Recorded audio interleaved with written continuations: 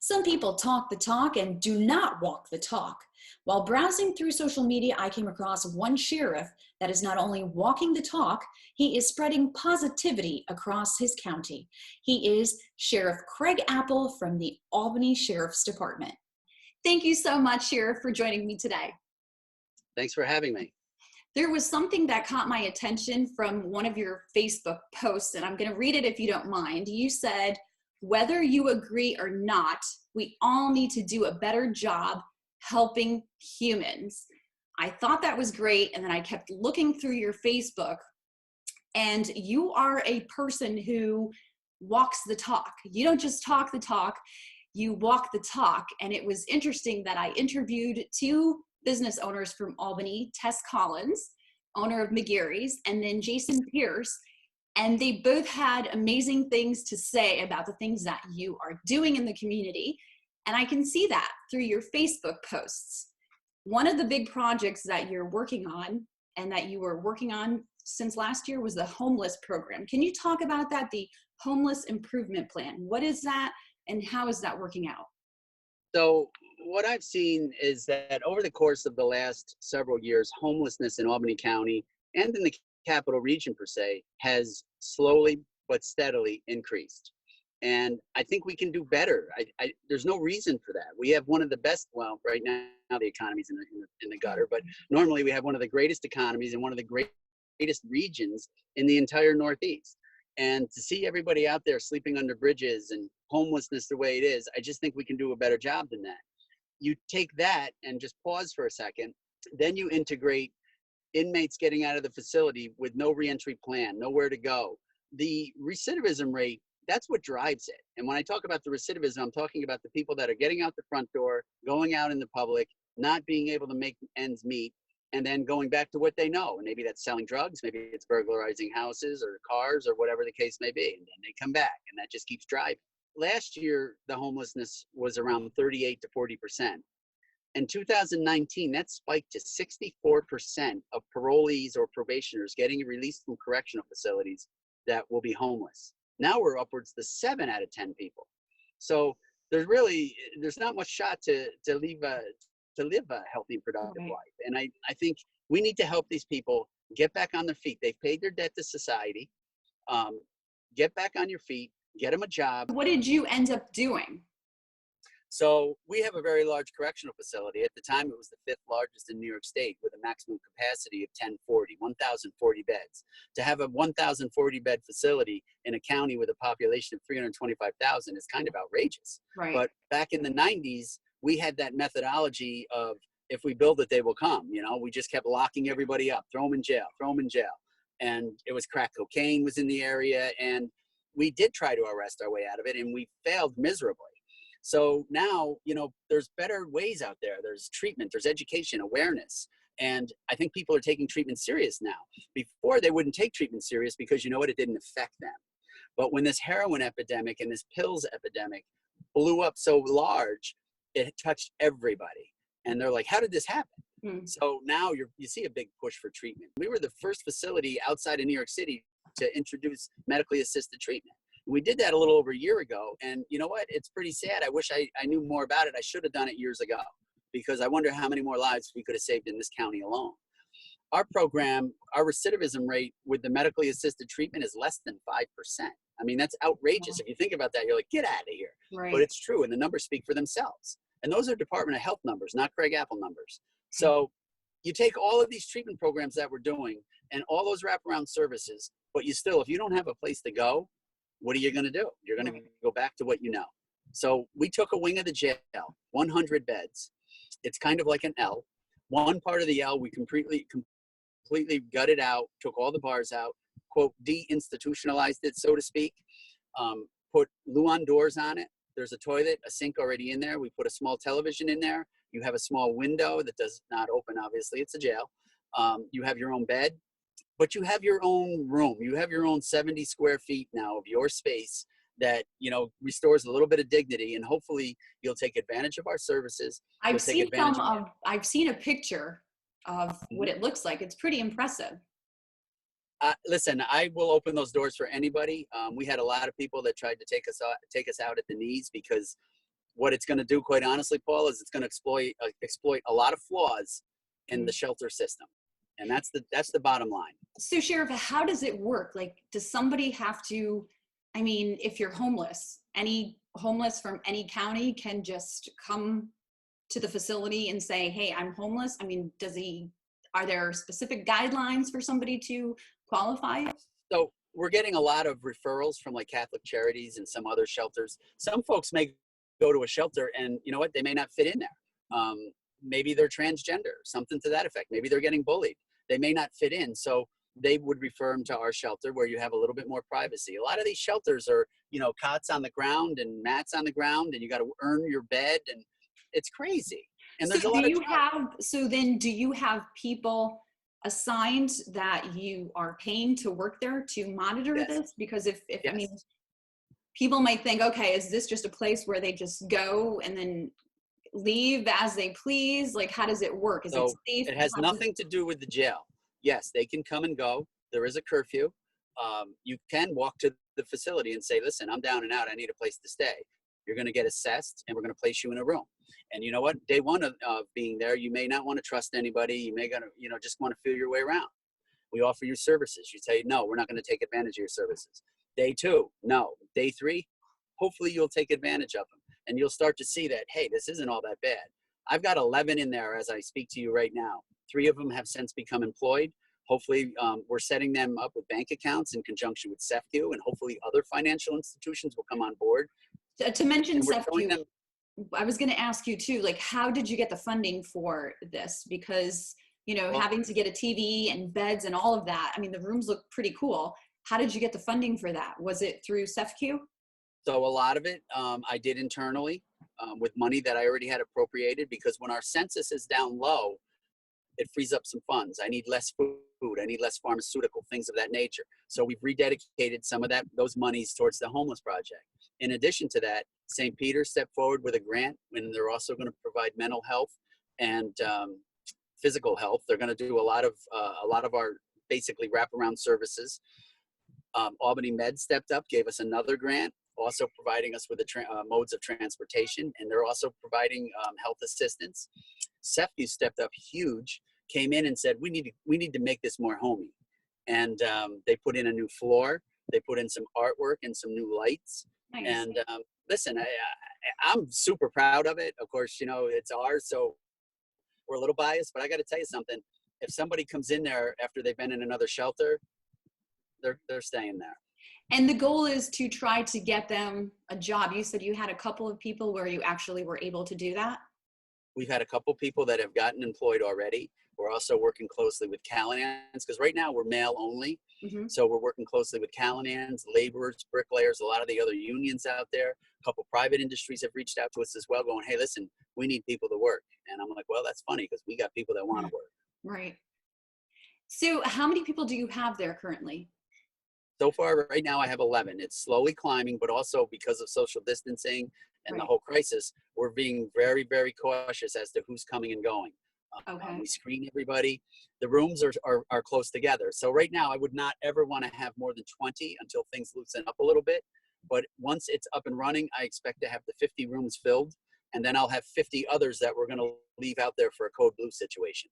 So you can take how many people? Let's pretend nothing with COVID was going on. Nothing. Remove COVID from the equation. I can take 50 people right now. And my hope by this time next year, I can take 100. Okay. That's great. Sadly, those beds are needed. Right. And there are no deadlines per se. If someone comes in, they can stay until whenever. So here's my hope, is that you would come in and within 45 to 60 days, you have a plan and you're working towards saving money to get your first and last and security. And, but you know what? Some people may work at a slower pace. As long as you show progress, we'll work with you. But if you're just going to sit in there and bum around and, you know, and not do anything, we're going to probably ask you to move on eventually. Okay. So this is your big project that you are super passionate and you made it happen.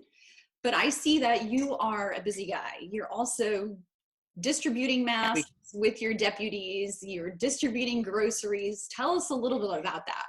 we got a lot going on. And listen, as most employers out there, their jobs have changed a little bit over the last 60 some days. Ours has also. We're one of the only sheriff's offices in the state of New York that we have kind of what I call all the disciplines of public safety. So we have police, we have the fire coordinators, we run a very large EMS division, we have dispatchers, we obviously have the jail, and we run emergency management. So we're kind of a busy shop. Our EOC has been going for 61 days today, and a large amount of that is getting the proper personal protective equipment into the hands of the people that need it. I've seen your videos. I've seen your videos on YouTube, and they are great. Very, very informative. And that's what we want to do. We want to let the people know, listen, we're out here, we're working hard for you, we're busting our butts to keep people safe.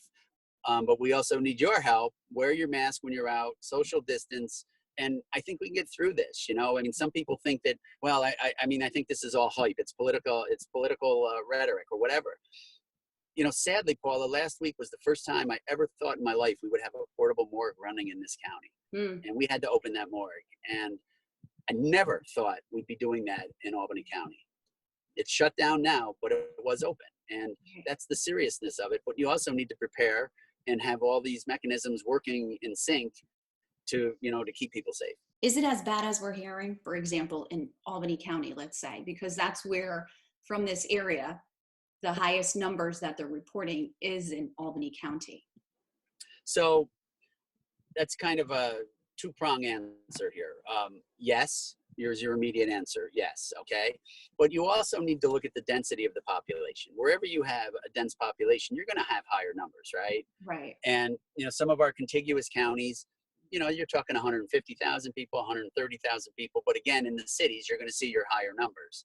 So yes, but I will also say, I would be remiss if I didn't add, this county, I can't speak for our neighbors, but we have done a very diligent job about educating and pushing the awareness and preparing ahead of COVID-19. Like, we had masks, we had face shields, we had gowns. The sanitizer was something new to us, but who would have ever thought?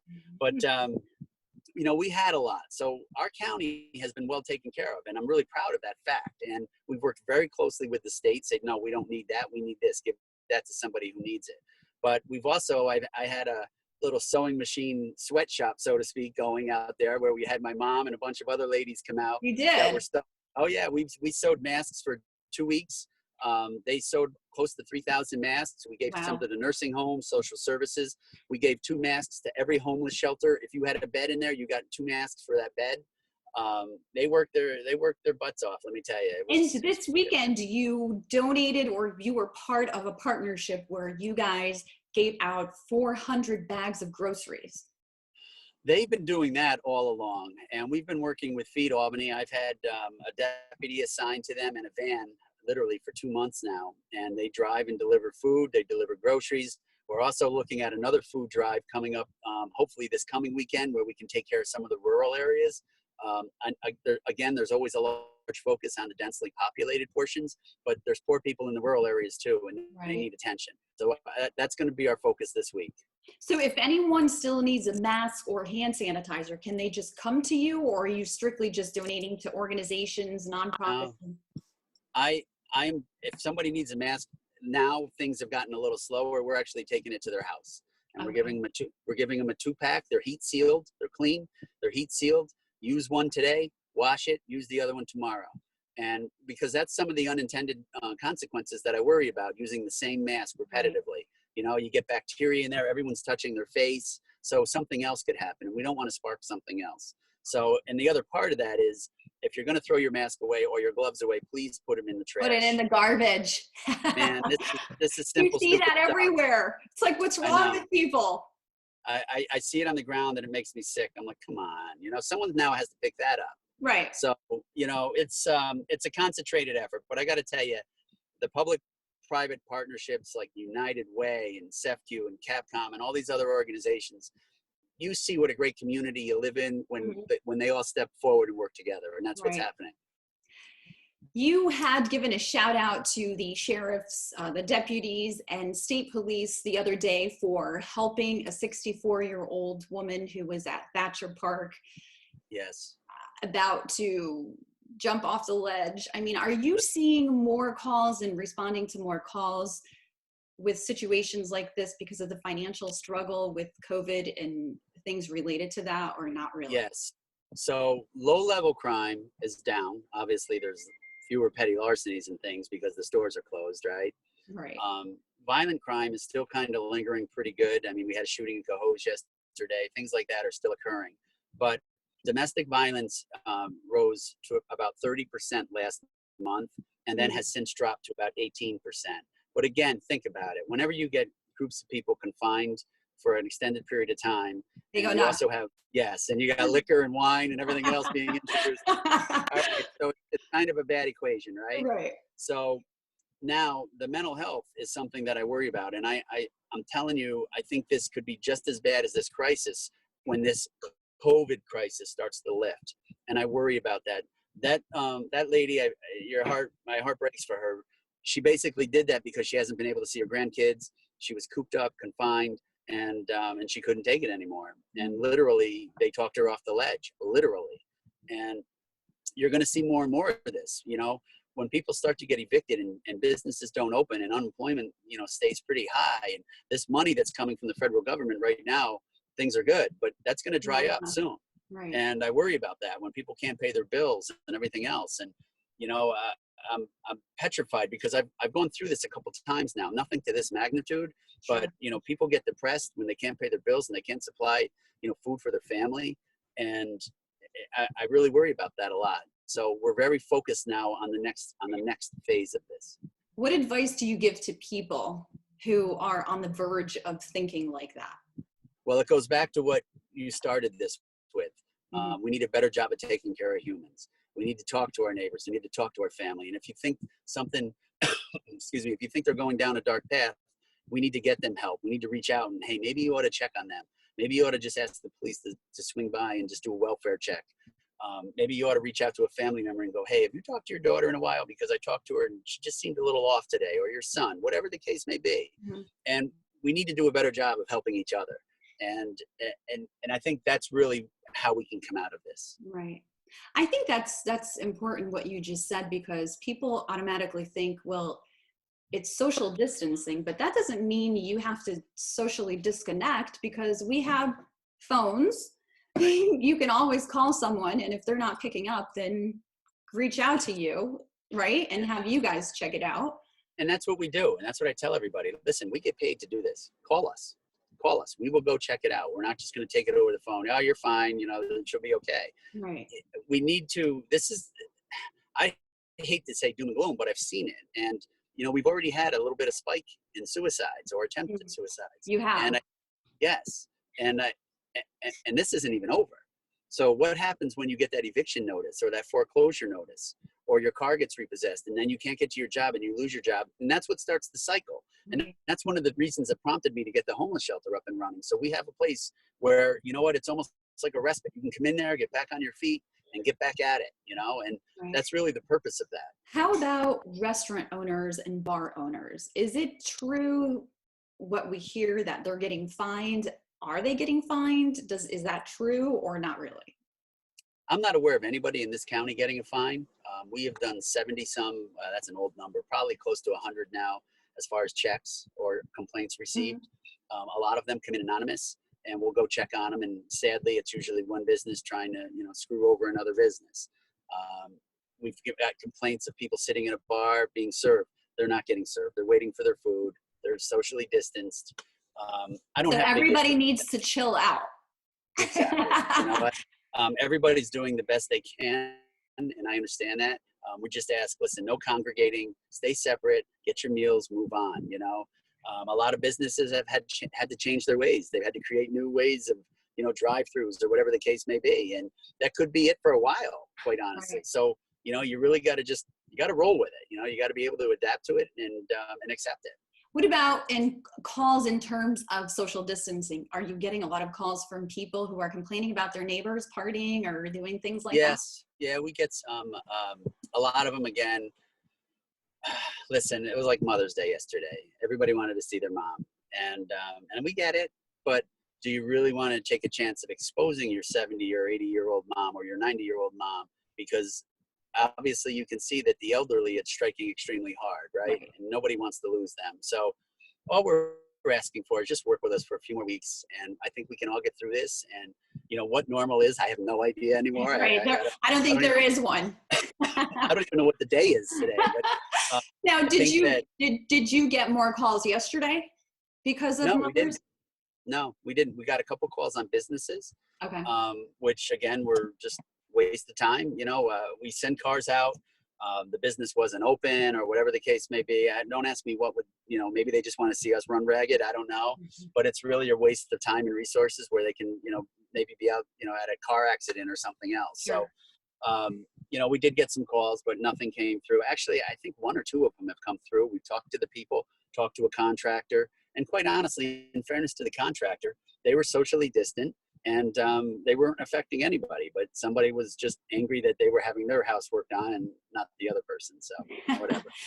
Sheriff, has anyone from your staff been affected by COVID-19? Yes, I've had 2 deputies test positive. I think the 3rd day of this crisis, our one deputy tested positive. We were like, oh gosh, here we go. Because we need to come to work. We need to help people, and if our staff is down, we're shut down. But that was it. He tested positive. He was 7 days in. He quarantined for an additional 7. He had very weird symptoms, but he did test positive. I say weird as in he had a headache and his knees were. It was just different. But nobody else became symptomatic. We had to quarantine, I think, 14 over that one. And then a few weeks ago, we had another deputy sheriff test positive. Again, nobody else was symptomatic. We did quarantine a couple people that he had come into contact with. I had an agency nurse at the correctional facility test positive. Again, nobody else. And I want to give a shout out to the staff at the jail because we've had no positive cases in that facility. They have done an outstanding effort of segregating new arrivals and then eventually introducing them to the general population. And again, you've got 300-400 people in there every day, every minute, every day. So that's pretty impressive. A lot of people. Is there anything you would like to add that I have not asked yet? No, I just, I would encourage people to just check out our social media. We put videos up, try to keep people apprised of what's going on. Prior to me doing this, we had a big push at nursing homes today. We're pushing out testing kits, more PPE. There's a lot going on in the nursing homes right now. I mean, you've got some nursing homes that have 20% infectious rate, and 20% of their employees are affected as well. So, that's problematic. So, and let's face it, I want somebody in there taking care of mom, or dad. So we got to keep our workers healthy. Shout out to all of our frontline heroes because this has been a true collaborative effort. I mean, police, fire, EMS, correction officers, dispatchers, they've all had to adapt to these changes. And I think it's been working pretty seamless so far. And if someone wants to watch your YouTube videos, do you have a YouTube channel that you created for this? Do you post them daily?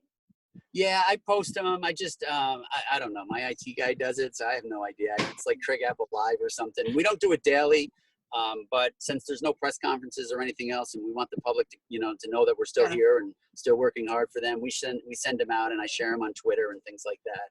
But they're pretty informative. And once the COVID situation settles a little bit, we're going to start doing more like introducing what our emergency management unit does, introducing our ambulance. We have 5 or 6 ambulances out on the street every day, talking about our dispatchers and when you dial 911 what really happens. And then I was going to take a taser and I was going to let one of the deputies tase me just so everybody can see what happened, but I'm working up to that one. You're an important guy. Don't have somebody else do it. Well, if I did that, everybody would go, what's he, chicken? So I've been tased a couple times. It's not the most pleasurable experience, but we wanted the people to see what happens when you get tased. Right. So, but I'm working up to that one. We'll get there. Thank you so much. I appreciate you joining us today.